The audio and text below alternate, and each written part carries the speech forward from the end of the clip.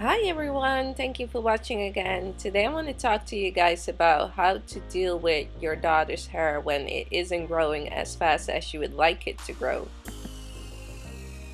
I experienced this firsthand with Janelle's hair because when she was born she had very little hair, and throughout the years it wasn't getting any longer. And I really didn't know how to go about it. People were asking me what was wrong and even suggested to shave her hair and start over.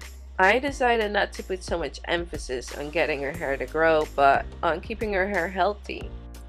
Everyone's hair just grows at a different pace, and Janelle's just had a slow start because when she was about 3 years old, her hair decided it waited long enough and finally started to show some length.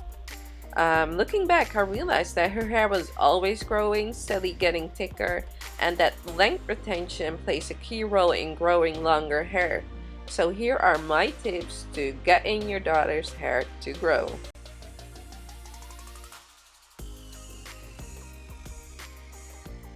Tip number one is to be patient. I know this is the most obvious tip, but it's also the hardest one to accept. Everyone's hair grows at a different rate. There's nothing you can change about that, but what you can do is to make sure that you create the right environment to retain the growth that she does have. The reason why you're not seeing growth might just be because you're doing stuff that are causing breakage to the little hair she does have. That's why knowing the do's and don'ts is crucial. Tip number two, learn how to detangle properly.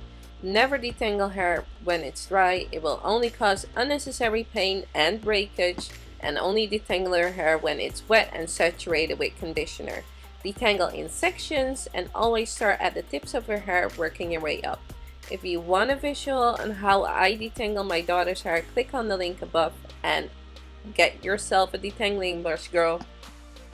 Number three, avoid any tight hairstyles. Too many and too tight ponytails, braids, etc. will cause damage and make it seem like your daughter's hair isn't growing when it's just breaking off at the same rate.